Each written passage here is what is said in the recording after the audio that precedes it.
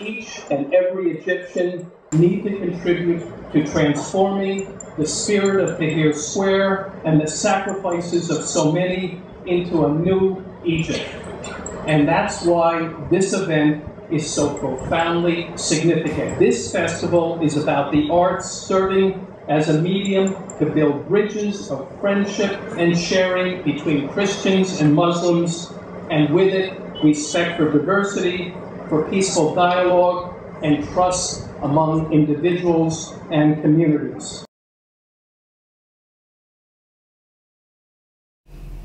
The Caravan Initiative comes out of a vision that the arts can actually be one of the most effective mediums to bring Christians and Muslims and those from the East and West together, to encourage friendship, enhance understanding and respect between the two.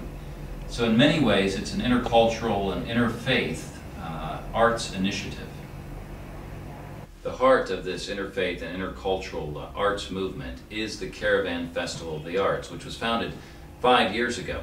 And it seeks to use visual art, literature, film, and music to build bridges between these two groups, the East and the West, and their creeds and cultures.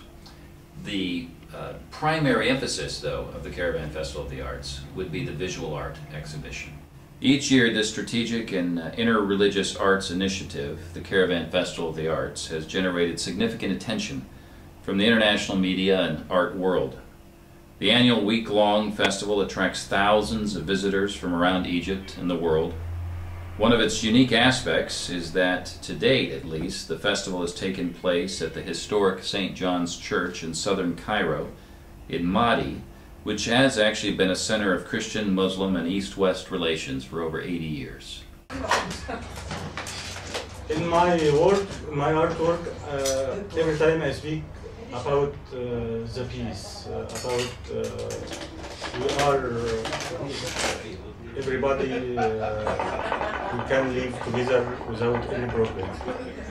And the Caravan project every year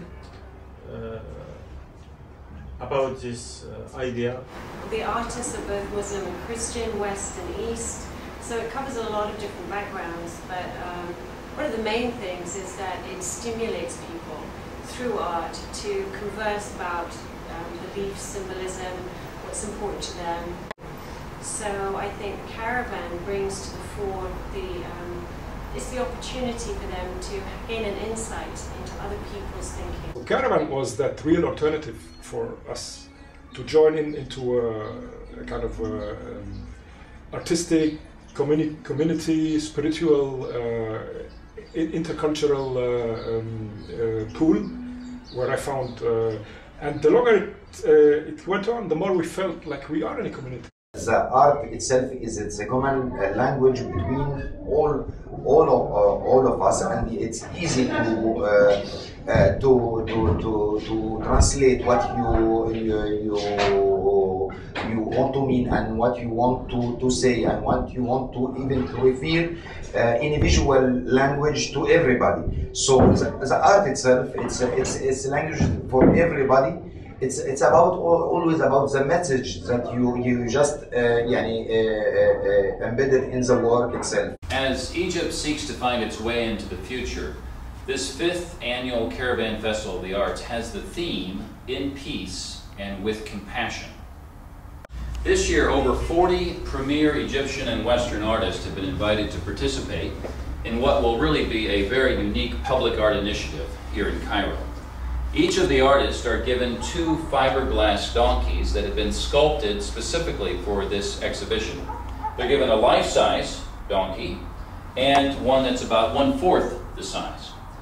And they're actually commissioned to go and paint them however they wish. Other countries have done this in cities around the world. Some have chosen cows and elephants. We've chosen the donkey because the donkey has great symbolism in both the Christian and Islamic traditions. In Christianity, it symbolizes peace. You remember, perhaps you know the story of Jesus coming into Jerusalem on a donkey. Or in the Islamic tradition, Salah ad-Din, the great Islamic military leader, when he comes into Jerusalem, he's riding a donkey, not a stallion, which of course would signify coming in war. He's saying, I'm coming in peace. The other thing the donkey symbolizes, very much so here in Egypt, is that of compassion, because the poorest of the poor use donkeys as a beast of burden for their livelihood. So what we're saying as artists together, artists from the East and from the West, Christian and Muslim, we're saying that the way forward for Egypt and in its relationship with the rest of the world is in peace and with compassion. We was young, we have about 20 million donkey in Egypt, you know. It's a big number. And I like this animal. You know. I love donkeys. I think they're so sweet and so lovely and downtrodden, and but I think they're feisty too. For me, it's just a cuddly animal that has kind of peaceful connotations, but mainly downtrodden. It's a beast of burden that has a really, really hard life most of the time and doesn't get to have enough fun, in my opinion. Yeah. The Quran, the God tell us about the person who he have a lot of books, a lot of knowledge, and he know, but doesn't do about what he know.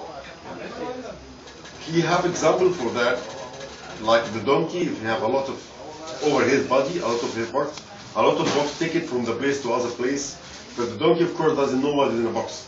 So the God tell us in the Quran about this example.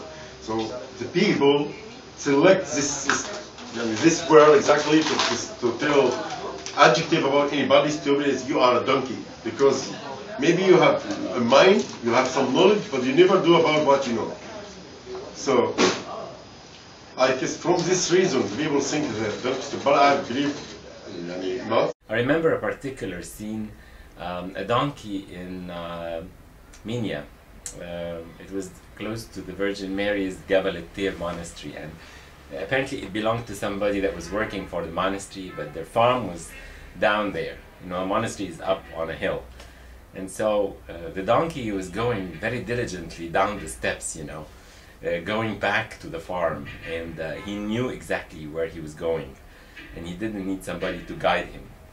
So, contrary to all Egyptian belief that the donkey is a stupid animal, some people insult one another and say you're a donkey. I think the donkey is quite intelligent and hardworking, and also peaceful. On the opening night, over 80 of these painted donkeys will actually be on display. The smaller ones, that are about 1/4 the size of a real donkey, will be for sale that evening, with 80% of the profit going to the artist and 20% going to charities here in Egypt. The life-size donkeys, which of course will also be on display, the next day will actually travel on a caravan, if you will, and they will be placed in very unique places throughout Cairo for exhibition for 3 weeks. Hotel lobbies, all the major art galleries, cultural centers, some key schools, American University of Cairo, various universities. And the idea there is that as people see them, they're reminded of this deeper mission of the way forward is in peace and with compassion. These larger donkeys will be on display for about 3 weeks, and then 20 of them will be selected to travel, first to Europe for exhibition, and then to the United States. Artist and co-curator Reda Abdurrahman sculpted a donkey for this year's Caravan Festival of the Arts. Reda's studio is located on the island of Dahab in the middle of the Nile, accessible only by boat. And the island itself of Dahab exemplifies, it models Christian-Muslim relations with the mosque and the church side by side. First impression to me, I feel something between me and donkey. And between all the Egyptian people and donkey. The same word, the same image for donkey happened from 7,000 years until now. The horse changed, the lion changed, every animals live in Egypt changed. Also, I think the Egyptian people the same.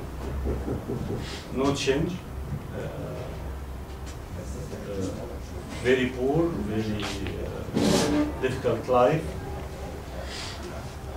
I feel that. This year's festival focuses on ending sectarian strife and encouraging the establishment of a society here in Egypt that inherently respects and honors religious diversity, living and working together in harmony. The late Nobel Prize Egyptian novelist Naguib Mahfouz wrote, "Art is the language of the entire human personality."